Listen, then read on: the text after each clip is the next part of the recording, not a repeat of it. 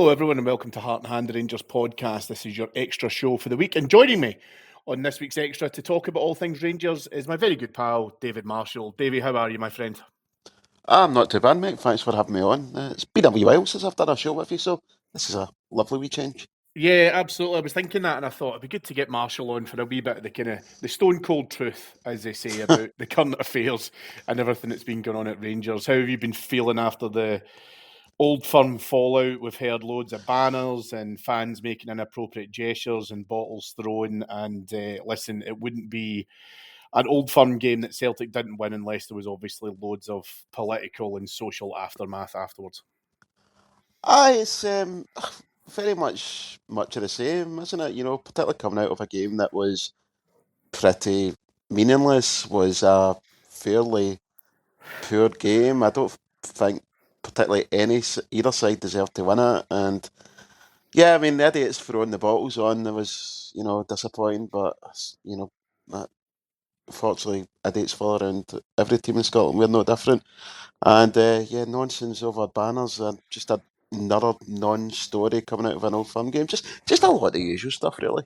Yeah, you kind of get accustomed to it now, don't you? In terms of there'll always be talking points after the game, and It kind of just slides off me, Cammy, to be honest. I yeah, I think I'm the same now. I think I've just I've kind of become immune to it and stuff as well. And what has been funny is everybody jumping on the Soonest Tifo with various T-shirts and drinks promotions and all that kind of thing as well. That's been a good laugh as well. I think it's fair to say as well. And as a Star Wars fan yourself, Dave, I'm sure you probably could have appreciated the tagline that came along with the Tifo. yeah, it's a big who cares, really. I was amazed that it drew the attention it did. I thought, it was a good looking tifo. Didn't think too much about it till, going on Twitter after the game and seeing, half of Scotland losing its head over absolutely nothing, as always. Yeah, I enjoyed it. I enjoyed the memes that came out, particularly like the Homer shotgun one I seen the other day. Yeah, That one particularly yeah. tickled me. But no, do you know what? Fair dues to the whoever is making the t-shirts and doing the drinks promotions out to absolutely profiteer over their insanity. More power to you. It's funny, right? Because I don't think I've had a chance to talk about this, but where I sit at the main stand, so I basically sit directly in front of the Copeland, so I'm behind the goal and kind of quite a good wee bit of section up to the Copeland, so I can't see the display since the Union Bears obviously moved across to the Copeland from the Broomloan. And so I couldn't see what it was, and for some reason the phone signal and the Wi-Fi was quite shit in Ibrox last week. So I couldn't get any into my messages. And typically, whenever there's a big display, there's usually people take some photos and you see some group chats and all that. So I couldn't see any of it. And all I started to see was when the guys holding up the banner at the bottom were kind of walking outside the corner of the Copeland in the main stand and get out the gate. And so I kind of read it a little bit in reverse. So all I saw was scum rebel as it was going by me. And I was like, oh, I wonder what that was. I had no idea at all. Then I saw the thing in full effect. But yeah, I think the lesson to be learned, Davey, is if you can't take it, don't dish it out, is probably a fair way to say it. Well, this is why I'll take absolutely no morality lessons from Celtic, their fans, or anyone associated with them. The banners that we've had flown at us over the last few years, and they've spat the dummy out now over this fairly innocuous banner and a squishy water bottle over the last two games. So yeah, but it's nothing that we don't know, and I've seen a lot of things. If you want to moan about the grass and whatnot, and the running away crying, we didn't start this. Yeah, fair. I mean, I think it's funny because David and Andy spoke about this a lot in the flagship. So I don't really want to, for the sake of repetition, go over old ground too much and stuff as well. But I think for me, it's time for a little bit of. I think we do need to kind of get where the line is now as well. But everyone has to play fair on both sides. I think you can have banners that are intended to upset people, but you can't decry the fact that something is offensive that you find offensive, whereas you live life like that, you're not going to be giving it any kind of form of fair shake to anyone else as well. But yeah, as I say, it's all kind of been done and dusted now. So we will just wait to see if any more comes of this next season. Hopefully, as I say, we'll it will. we'll see a slightly different flavour, I hope. But as I say, we will park it there for now. Dave, there was an interesting chat about your namesake, Dave King, which has came out on Wednesday around the 49ers deal. Dave King, I think it's fair to say, has done a little bit of the kind of hokey-cokey, as far as I'm concerned, with regards his involvement within Rangers. We know that for a number of years now, he's been looking to be able to try and get rid of his shareholding. He's done that via various different schemes unsuccessfully. However, in today's interview, at time of recording, we're hearing a lot that he was fairly instrumental within the deal. First, I'd heard that, to be honest. I'll hold my hands up if I've maybe missed something there. But I do give Dave King credit for the fact that he's never shy in blowing his own trumpet, to be fair. But he was talking about some of the mechanics of the deal. And the thing that I'm really interested to kind of get your take on is that, and I'll just kind of read this segment out if anyone hasn't had an opportunity to read it yet. But talking about when the deal will complete, he said, we have to hit the ground running quite quickly. We have Champions League qualifiers coming up. Let's say this deal happens realistically mid-June. I think May is not possible. Let's say mid-June is realistic when they're sitting down in the seat. That doesn't give them a lot of time to start and get some business done and prepare us for Champions League qualifiers. As far as the actual manager and who they're looking at, I have no idea. I wasn't expecting, to be honest with you, any groundbreaking news to come out about the manager. I assume, because I've asked a couple of my guests this in the last few weeks, that you are happy to see a managerial change. I don't think that Barry Ferguson's been able to do enough to merit it permanently. No, I mean, I think I've been doing like our updates and that, and I've talked about Barry saying that as a player, I was one of Barry Ferguson's biggest fans, and there was a part of me when Barry got the job where I just went, do you know what? The season's done anyway. I mean, if you were expecting us to go on and win the Europa League with Philippe Clement, with anyone could have been in charge of us with that squad, it just wasn't going to happen. We were going to come undone at one point. So I was happy for him just to get it on an interim basis, enjoy the ride, and see what happens. At no point did I ever think that Barry was going to be the next permanent manager of Rangers, and nothing has happened to change my mind on that. I don't think it was ever a possibility. We've, within our own wee groups, we've had some chats about it, Cammy. I just find the whole discussion futile. I don't think it was ever going to happen, and I don't think it's, any closer to happening now. Yeah, I mean, I agree with that. I think there's definitely some improvements in terms of, you've seen the results against Celtic, but there's, like any kind of managerial assessment, especially come this kind of point as well, where you're considering your next steps. There's always a positive and a negative column. The negative has obviously been his home records, the games outside of the Old Firm / Europe. I'll be honest with you, I think that there's a lot of Rangers fans who wanted Barry to succeed, and I totally get it. And I'm the same as yourself. I thought Barry Ferguson was a revelation coming through at Rangers, as he did. He was a proper game changer for us. He absolutely speaks with passion. You can tell that he is trying his best with a squad that is not giving him everything that he wants. So I totally understand that. There are elements to it as well, Dave, where I think that, I suppose what kind of lets me down at times is that, you can only hope for someone for so much to be able to try and do well. But if you can't get the justification out the back of it, then you have to make a business decision. And we've probably been too sentimental at times, I think, and a little bit too nostalgic whenever we made some of our kind of key decisions, whether it's with players, staff, whomever. And that's probably led us to certainly at least a big part of the way as to where we are now. I think someone coming in fresh with fresh ideas will inject that uplift that we need.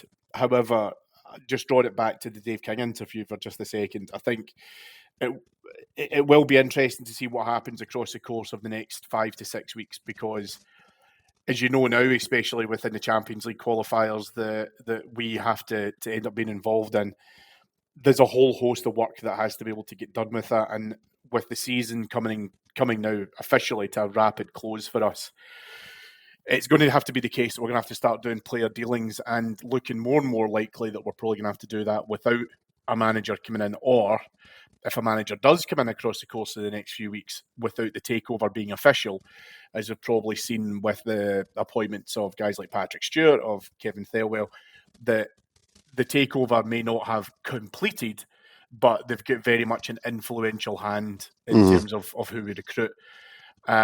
That for me is going to be key, because I just think, especially within the current situation, our close season, the summer period, however you want to term it, is getting shorter and shorter because those qualifiers are just around the corner. And sadly, as things stand, because I think that the deck is slightly stacked against us, we're involved in it at such an early stage. And you have to be able to negotiate these rounds. I appreciate that you'll be facing slightly easier teams, but as you progress, you can land a heavy hitter pretty quickly still within the qualifiers. Yeah, I mean, these games are vital to us. I think if you look at this season, our season started and ended with the Kiev game at Hampden. I sat at Hampden that night, and when that first Kiev goal went in, I was sitting there thinking to myself, well, there's our season flying out the window, because particularly the position we're in at the moment, pre-takeover, getting that Champions League money is so vital to us building a squad. But then it's a double-edged sword as well. We're relying on that Champions League money to build a squad, but we need to build a squad that's capable of playing these games to get that money. So how do you do that? And then do you take the risk of spending the money, then get knocked out in the qualifiers, and all of a sudden you spend all this money based on getting that Champions League money, which you're no longer getting. So yeah, the idea as well, looking at it, if we bring a manager in, and as you say, our summer is getting shorter and shorter. When we bring the manager in, the length of time he's getting to prepare for these games, build a squad, because I think, we all know it's going to be a massive turnover of players in the summer, hopefully, anyway.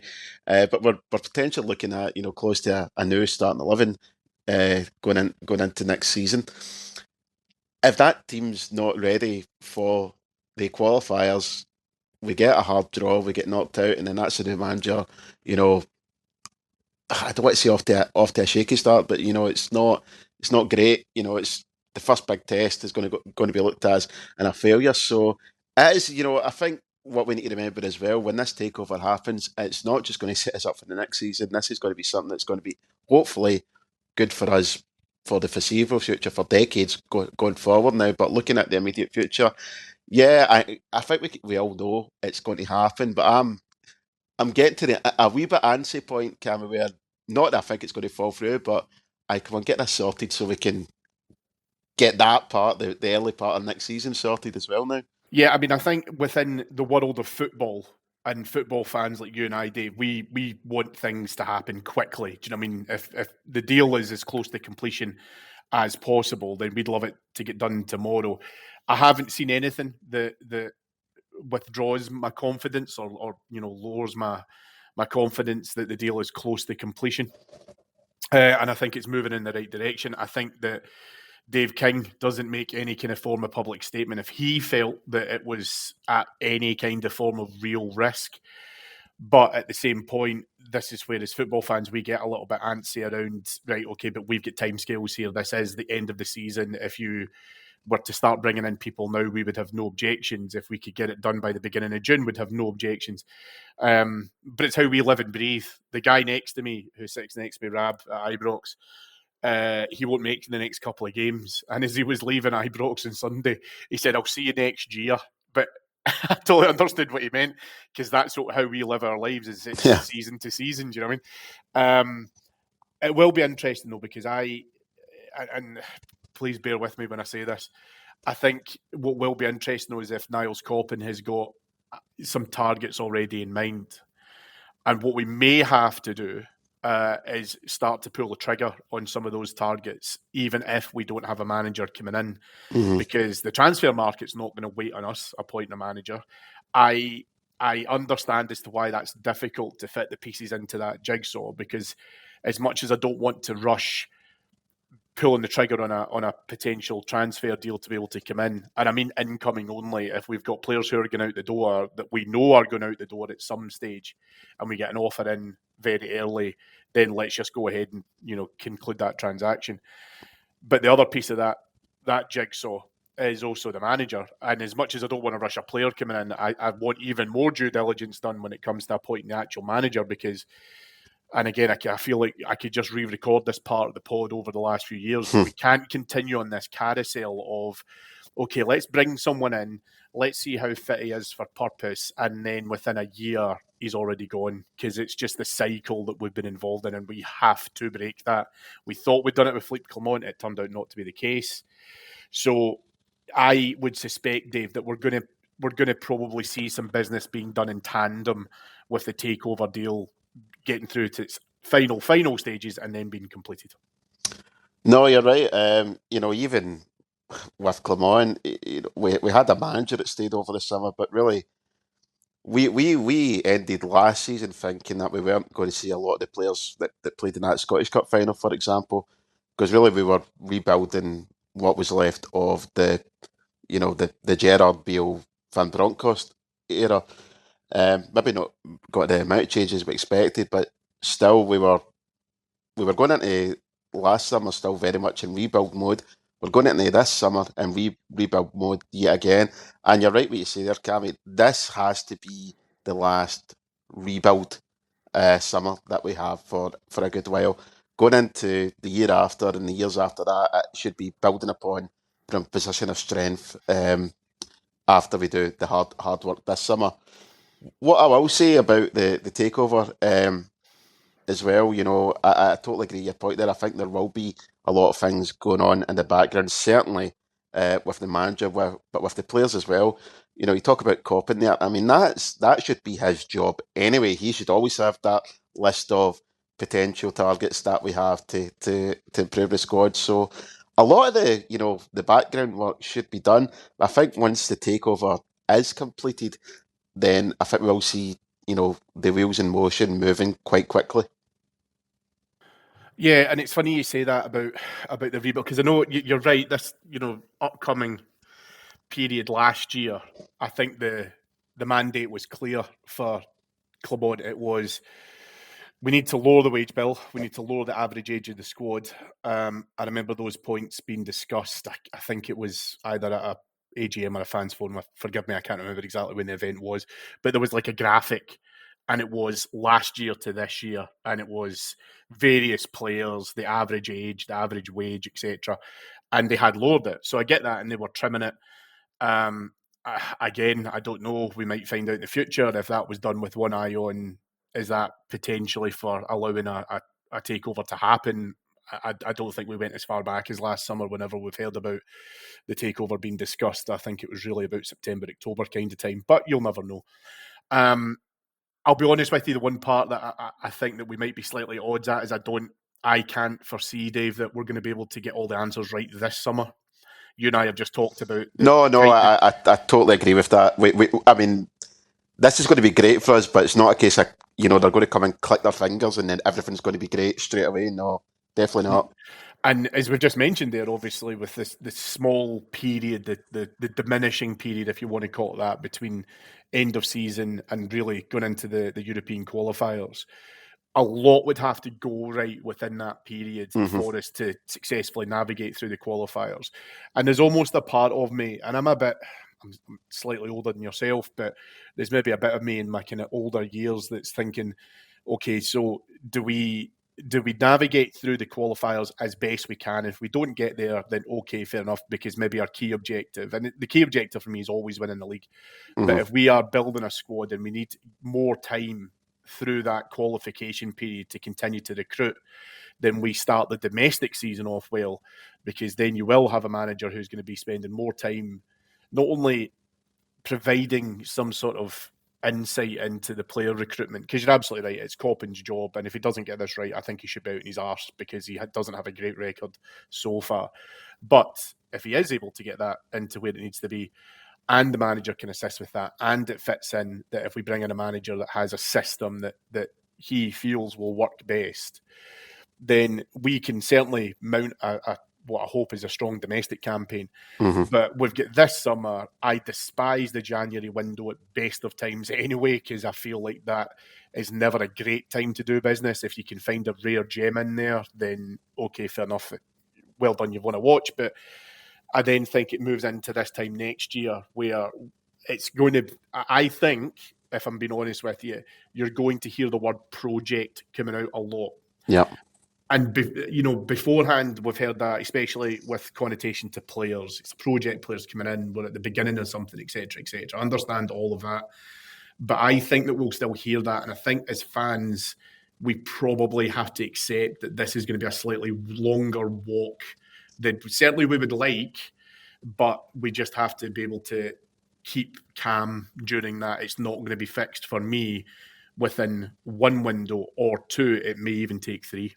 Mm-hmm. You know what I'd say is that I'm fine with the project talk as long as the main goal is something substantial, and for me that some substantial isn't what I'd say the end of our last our last project was, which was winning that one league title under Gerrard. I think that was the end of that project, and once we done that, the club didn't really know what direction to go in after that.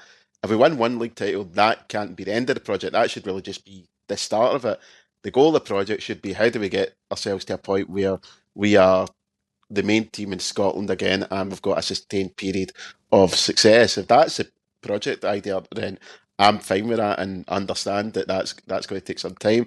What I will say, to just clarify what I said before, when we're going into next summer, it should be building on what we already have. It shouldn't be a case of rip it up and start again, which we've done for what now, the last 2, 3, 4 years. So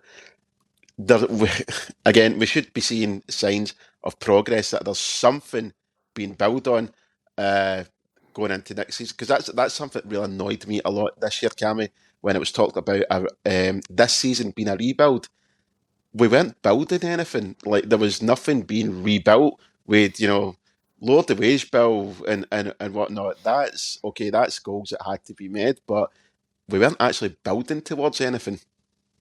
Yeah, that's totally fair. That's totally fair, and that's a great point that you made as well. Because for me, whenever we are talking about that management group coming in and the players that we bring in, what I hope the conversations that take place are really centred around is we are talking now about winning the league, right? That's the priority.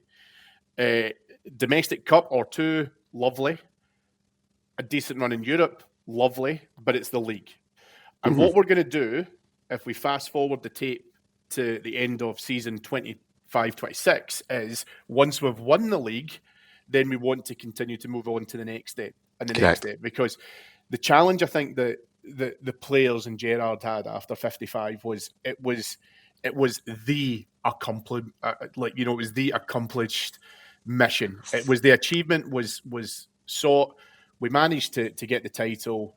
It's irrelevant that we stopped there 10 in a row as far as I'm concerned, but we won a title, and that was us being able to get back to the top of the Scottish game. Have I ever told you my analogy about 55? Go for it. Have you seen the movie Madagascar? Yes, of course. Right, so in the movie Madagascar, there's the group of penguins, and their goal is to get to Antarctica. And then at the very end of the movie, they get there, and they turn to each other and go, "What do we do now?" That was Rangers summer 2021. Yeah, that's fair. That is fair. But and again, forgive my age, Davey, because of our gap. But it reminds me though a lot of the sound bites he heard from Souness when he was coming in, and it was very much right, well, we need to end their dominance, but we need to start our own dominance. We need to think the next 2, 3, 4, 5 years. Now, I've got zero doubt that will happen at a boardroom level, because they will be thinking about how that will continue to evolve. but that's exactly what the manager has to come in to understand as well. It's what the players who have to come in, because I think it's fair to say we've got a lot of legacy within the club, which I don't think is serving us as well as it has done in the past. There is nothing wrong with that.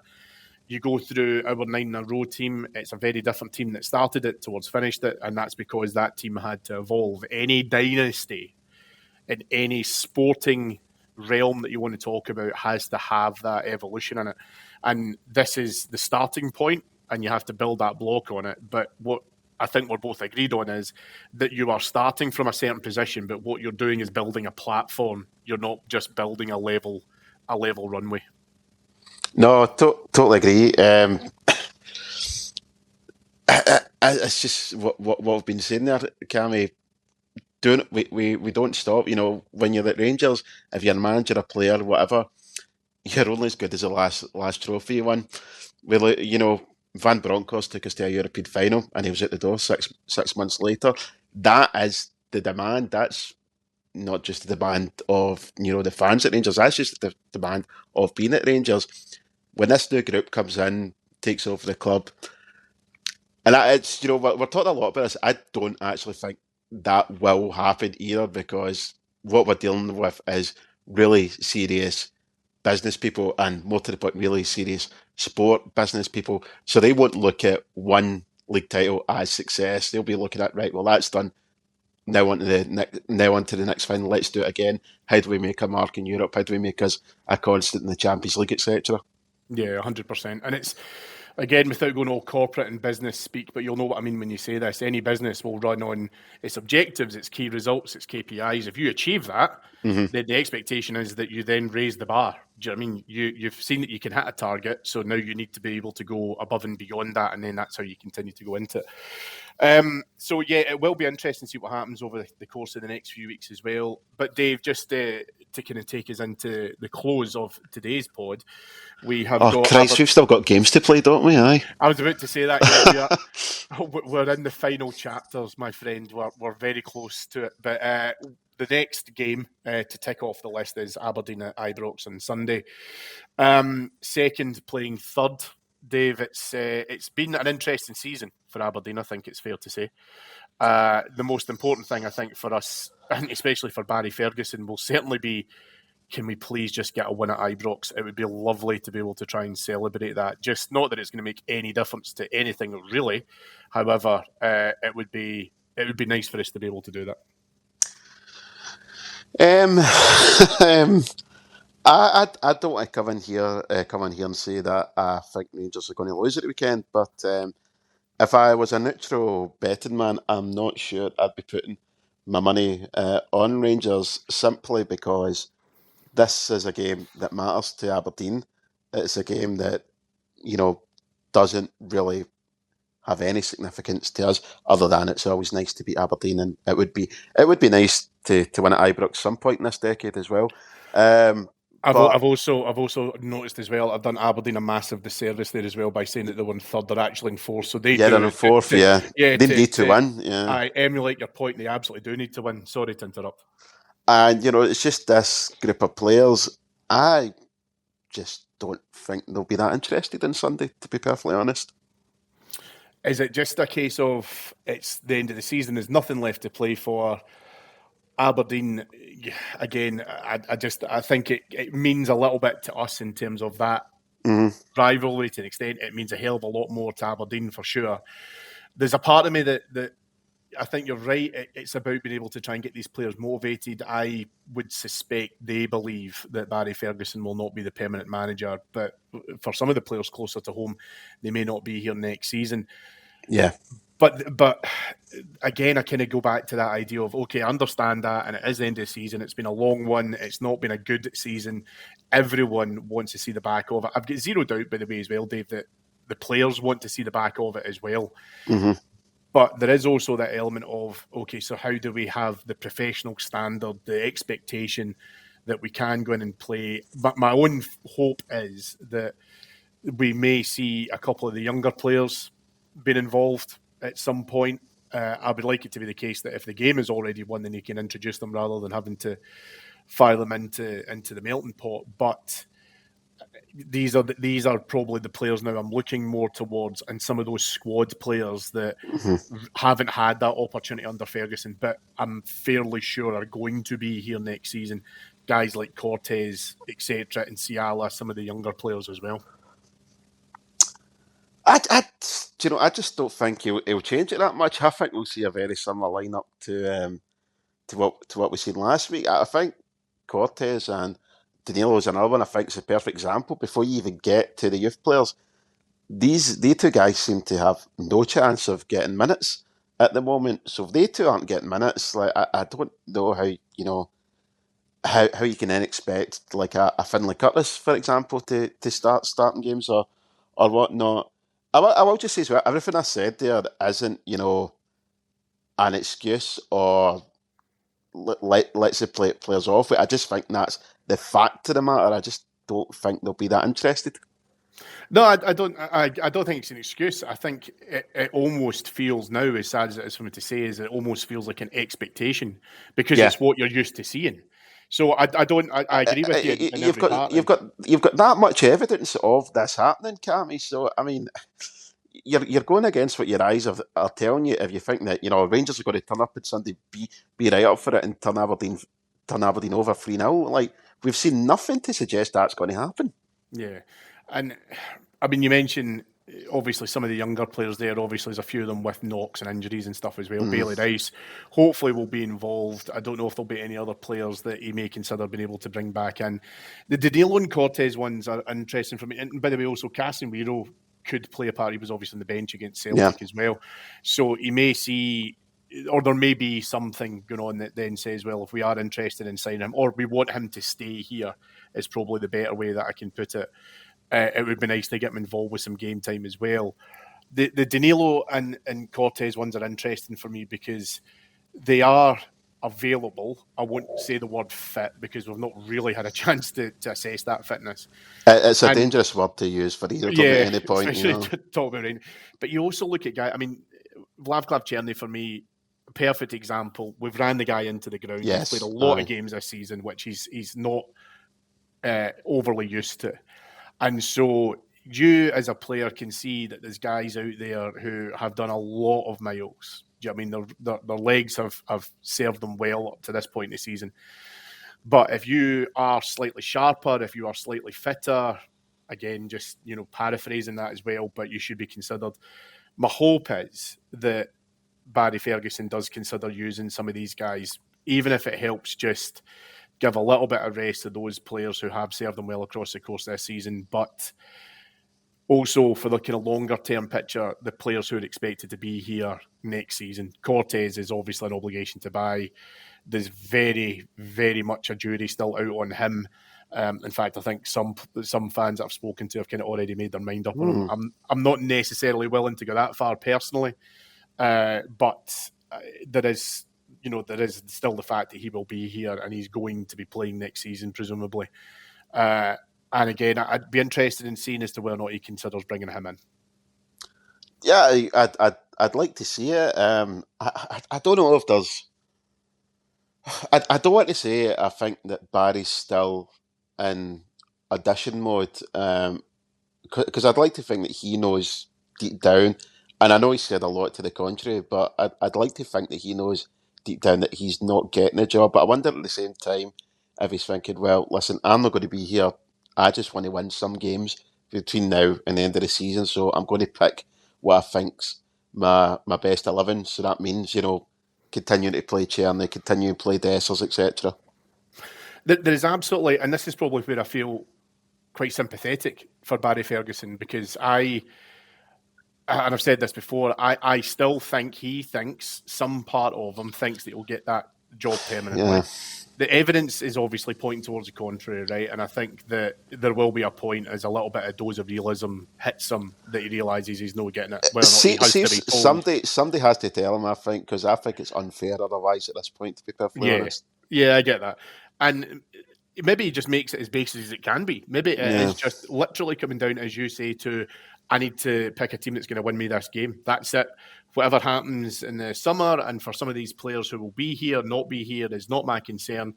I can't be immediately involved within the youth development of certain players, and it could be argued to support that 2 or 3 games left of the season are not going to turn these players into superstars. So maybe he just makes it as basic as you say and say, look, that's it. It's just the team that has to win me the game. And he'll be desperate to win a game at Ibrox as well, you know. Of course he will, yeah. Do you know, the more I talk about it, I think it probably is that more than anything else. Yeah, I don't think he ever wants to be the Rangers manager who didn't win a game at Ibrox. No, of course not, no. Do you know what I mean? Because that's a big label.